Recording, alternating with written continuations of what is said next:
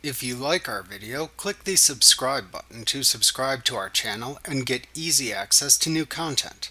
To see our full suite of ad-free video courses and training materials, visit us at teachucomp.com. After creating the company file and reviewing the chart of accounts, you should add any vendors to your vendor list. You only need to add beginning balances for vendors to whom you owed money as of the start date of your QuickBooks company file. You can add more vendors to your vendor list as needed. However, if managing trust accounts, you should also add your own law firm to the vendor list.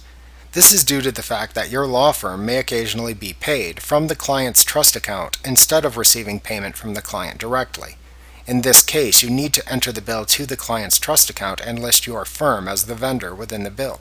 To review the process of entering a vendor record, please review the lesson titled The Vendors List in Chapter 3 of this tutorial. Unlike most vendor records you create within QuickBooks, when you enter your own law firm as a vendor, you will typically set the default account used to an income account. That way, when the bill is paid from the client's trust account, it will accurately show up as income earned for the firm versus being shown as an expense for the firm. Remember to click the subscribe button to see more of our videos. Get ad-free courses at teachucomp.com.